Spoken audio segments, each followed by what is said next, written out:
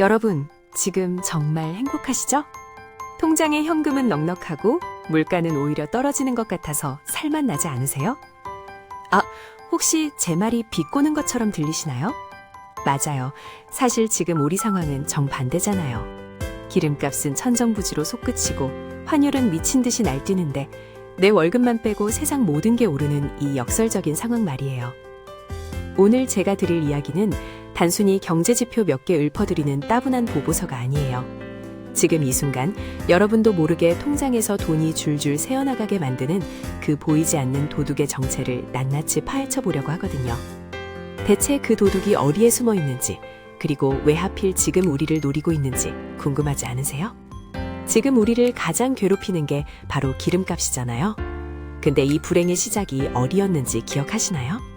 바로 지구 반대편 아주 좁은 바닷길인 호르무즈 해협이에요. 이곳이 전 세계 원유의 5분의 1을 책임지는 핏줄 같은 곳인데 지금 거기가 꽉 막혀버렸거든요. 이란과 미국이 충돌하면서 하루에 유조선 80척이 오가던 길이 지금은 겨우 2척만 지나가고 있어요. 원유 공급이 70%나 급감했으니 기름값이 미친 듯이 뛰는 건 당연한 결과지요.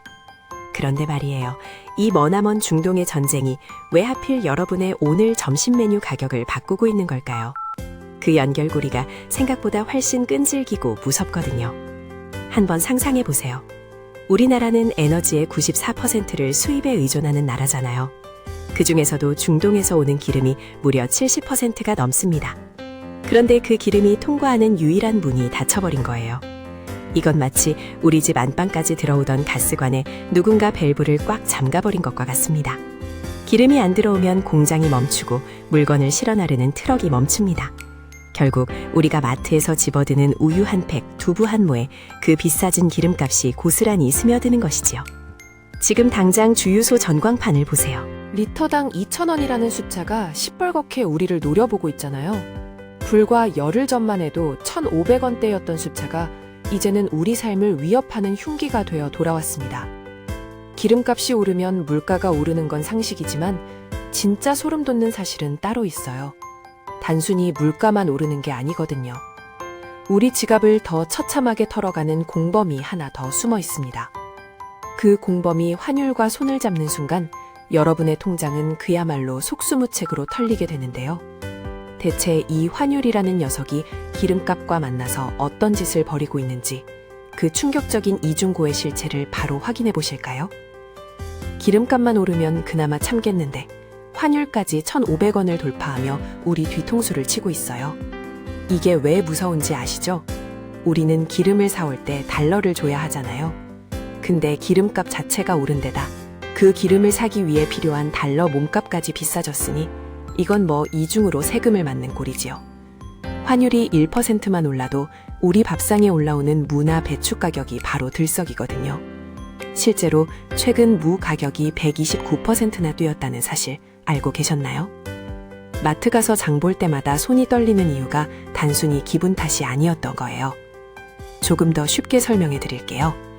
작년에는 환율이 1,370원 정도였잖아요. 그런데 지금은 1,500원대입니다. 약 9%가 넘게 오른 건데요. 이 9%라는 숫자가 별거 아닌 것 같아 보여도 우리 실생활에 들어오면 이야기가 완전히 달라집니다. 여러분이 해외 직구로 100달러짜리 물건을 산다고 가정해보세요. 예전에는 12만 원이면 사던 걸 이제는 15만 원을 줘야 합니다. 똑같은 물건인데 내 주머니에서 3만 원이 그냥 더 나가는 거예요. 아무 잘못도 안 했는데 누군가 내 지갑에서 5만 원권 한 장을 쓱 뺀 다음 만 원짜리 2장만 돌려주는 기분, 상상만 해도 화가 나지요? 이게 끝이 아닙니다. 진짜 무서운 건 우리가 매일 먹는 식재료예요. 우리나라 농축수산물 가격은 환율에 엄청나게 민감하거든요. 4인 가구 기준으로 한 달 식비가 80만 원이라고 하면 이번 환율 상승분 때문에만 매달 7, 8만 원이 추가로 나갑니다. 1년이면 90만 원이에요. 이 돈이면 가족들끼리 근사하게 외식을 15번은 할 수 있는 거금입니다. 그 아까운 돈이 환율이라는 이름의 도둑에게 고스란히 털리고 있는 셈이지요. 그런데 말이에요. 이 상황이 단순히 물가 좀 올랐네 하고 넘어갈 문제가 아니거든요.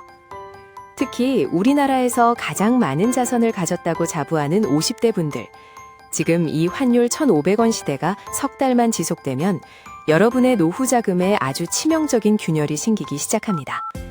겉으로는 수억 원대 자산가인데 속으로는 현금이 말라가는 기이한 현상이 벌어지거든요.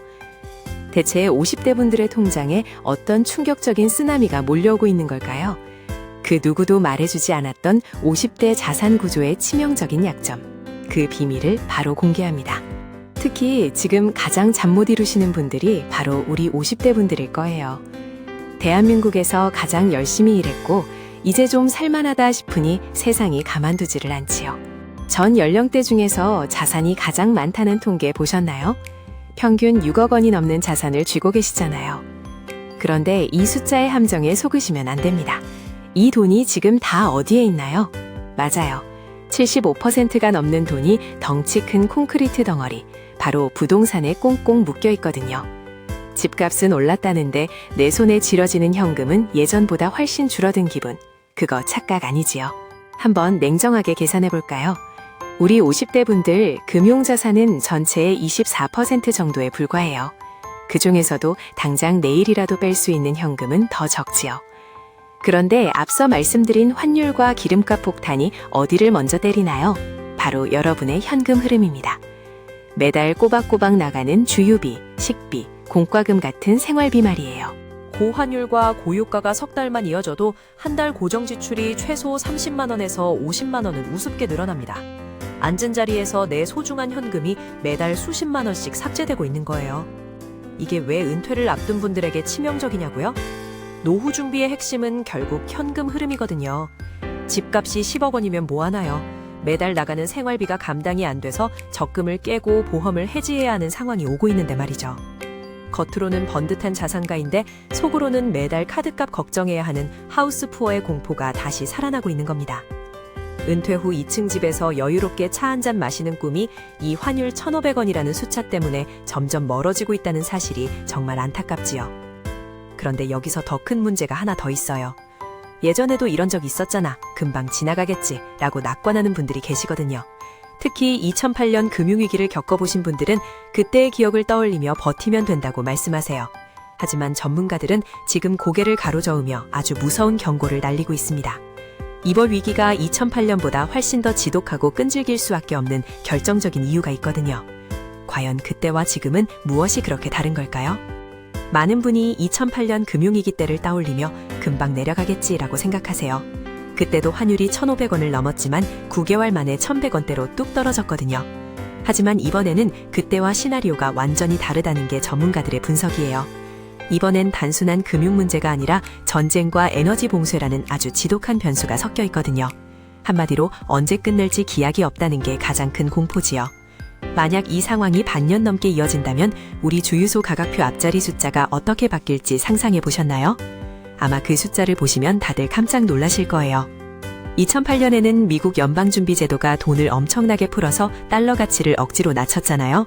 그래서 환율이 빠르게 제자리를 찾았던 거지요. 하지만 지금은 상황이 반전입니다. 이란 전쟁이라는 지정학적 리스크는 연준이 돈을 푼다고 해결될 문제가 아니거든요. 호르무즈 해협에 유조선이 닫혀 있고 우리 기름을 실어올 배들이 불길에 휩싸이고 있는 상황에서 달러 가치가 떨어진들 기름값이 내려갈까요? 절대 그렇지 않지요. 오히려 에너지 수급 불안이 장기화되면 환율 1,500원은 일시적인 고점이 아니라 새로운 기준점이 될 수도 있다는 무서운 전망까지 나오고 있어요. 실제로 국내외 금융기관 28곳의 전망치를 보면 더 암담합니다. 전쟁이 터지기 전에도 올해 환율이 1,400원대 밑으로 내려가기 힘들 거라는 예측이 지배적이었거든요. 그런데 여기에 전쟁이라는 휘발유까지 뿌려진 셈이니 전문가 85%가 올해 내내 고환율이 유지될 거라고 입을 모으고 있습니다. 이건 다시 말해서 우리가 비싼 기름값과 비싼 물가를 견뎌야 하는 시간이 생각보다 훨씬 길어질 거라는 뜻이지요. 상황이 이렇다 보니 이제는 누가 더 잘 버티느냐의 싸움이 되어버렸습니다. 그런데 이상하지 않나요? 세상 모두가 비명을 지르는 것 같은데 이 지옥 같은 고환율 상황을 오히려 반기며 몰래 웃고 있는 사람들이 있거든요. 도대체 그들은 어떤 주머니를 찾길래 우리와 다른 표정을 짓고 있는 걸까요? 세상이 망할 것 같아도 누군가는 이 상황에서 웃고 있다는 사실, 참 배 아프지만 현실이지요. 발러를 미리 쥐고 있던 분들이나 수출 기업들은 지금 환차익으로 콧노래를 부르고 있거든요. 반면 해외 직구를 즐기거나 자녀 유학비를 보내야 하는 분들은 밤잠을 설치고 계시고요. 특히 항공사들은 기름값이랑 환율이 동시에 오르니까 항공권 가격을 올릴 수밖에 없어요. 결국 우리가 꿈꾸던 해외여행이나 소소한 소비들이 하나둘씩 사치품이 되어가고 있는 거죠. 그런데 말이에요. 지금이라도 늦지 않았으니 우리가 취할 수 있는 역전의 한 수가 있다면 믿으시겠어요? 지금 상황을 한마디로 정의하면 부의 대이동이 일어나고 있는 겁니다. 내 지갑에서 나간 돈이 공중으로 증발하는 게 아니라 누군가의 통장으로 고스란히 옮겨가고 있다는 뜻이지요. 환율이 100원 오를 때마다 대형 항공사들은 수조 원의 추가 비용을 지불해야 하지만 반대로 반도체나 자동차를 팔아 달러를 벌어오는 기업들은 가만히 앉아서 수천억 원의 이익을 더 챙깁니다. 투자자들도 마찬가지예요. 미국 주식이나 해외 ETF에 투자했던 분들은 주가가 그대로여도 환율 덕분에 원화 자산이 쑥쑥 늘어나는 마법을 경험하고 계실 거예요. 하지만 여기서 정말 중요한 포인트가 하나 있습니다. 이 얄미운 승자들의 미소가 언제까지 이어질까요? 환율이 영원히 오르기만 할까요? 절대 아니지요. 우리 경제 역사상 환율이 1,500원을 넘겼을 때 그 지점이 영원한 정점이었던 적은 단 한 번도 없었거든요. 결국 파도는 다시 낮아지기 마련이고 그때가 되면 지금 웃고 있는 사람들과 울고 있는 사람들의 위치가 순식간에 뒤바뀔 수도 있습니다. 자, 그럼 이제 여러분의 차례입니다. 남들이 벌었다는 소리에 배아파만 하고 있을 게 아니라 지금 이 혼란스러운 판 위에서 내 자산을 지키고 오히려 기회로 만들 전략을 짜야 합니다. 과연 지금 이 시점에서 우리가 가장 먼저 확인해야 할 황금 지표는 무엇일까요? 내 통장을 지키는 구원투수, 그 정체를 바로 다음 장에서 알려드릴게요. 그 한 수가 뭐냐고요? 바로 내 자산 속의 달러 비중, 즉 달러의 지분을 확인하는 거예요. 지금 환율이 1,500원을 넘었다고 해서 남들 따라 허겁지겁 달러를 사러 달려가거나 혹은 무서워서 가지고 있던 달러를 몽땅 팔아버리는 건 둘 다 아주 위험한 행동이거든요. 지금 우리에게 필요한 건 공포가 아니라 냉정한 산수입니다. 가장 똑똑하고 안전한 방법은 내 전체 금융자산 중에서 달러가 30%를 넘는지 먼저 확인하는 거예요. 이 30%라는 숫자가 우리 집 자산을 지켜주는 마법의 방어선이 되어줄 거거든요. 한번 계산해 보세요. 만약 여러분의 금융자산이 1억 원인데 달러 자산이 4천만 원 정도 있다면 비중이 40%나 되는 거잖아요. 이럴 때는 지금처럼 환율이 미쳐 날뛸 때가 오히려 기회입니다. 30%를 초과하는 그 1,000만 원만큼은 지금처럼 비쌀 때 조금씩 원화로 바꿔서 현금을 확보해 두어야 해요. 더 오르면 어떡하지? 라는 걱정이 드실 수도 있지요. 그래서 한 번에 다 바꾸지 마시고 딱 3번에 나눠서 일주일 간격으로 환전하는 분할 매도 전략을 쓰는 겁니다. 이렇게 하면 환율이 더 올라도 혹은 갑자기 떨어져도 평균적인 수익을 챙길 수 있으니까 마음이 훨씬 편안해지실 거예요. 반대로 나는 달러가 하나도 없는데 어떡하나 하고 발을 동동 구르는 분들도 계실 거예요. 그런데 여러분, 지금 1,500원 고점에서 달러를 사는 건 불타는 집에 기름통 들고 뛰어드는 것과 다름없습니다. 지금은 무엇을 행동하기보다 무기를 준비해야 할 때예요. 당장 달러를 사지는 않더라도 환율이 내려왔을 때 바로 낚아챌 수 있는 전용 낚시터를 미리 만들어 두셔야 하거든요. 그 낚시터가 대체 무엇인지, 그리고 어떤 타이밍에 낚싯대를 던져야 여러분의 통장이 다시 빵빵해질 수 있을까요? 그 낚시터가 뭐냐고요? 바로 달러 예금 계좌라는 녀석이에요. 요즘 스마트폰 뱅킹 앱 다들 쓰시잖아요. 거기서 10분만 투자하면 뚝딱 만들 수 있거든요. 특히 토스뱅크나 카카오뱅크 같은 곳은 환전 수수료가 거의 없어서 우리 같은 사람들한테는 최고의 도구지요. 자, 계좌를 만드셨다면 이제부터가 진짜 중요합니다. 지금처럼 환율이 1,500원 근처에서 춤을 출 때는 그냥 뒷짐지고 구경만 하세요. 지금 사면 곧전에서 상투 잡는 꼴이 되니까요. 우리가 노려야 할 골든타임은 환율이 1,400원대 초반, 그러니까 1,400원에서 1,420원 구간으로 툭 떨어지는 바로 그 순간입니다. 그때가 오면 낚싯대를 던지는 거예요.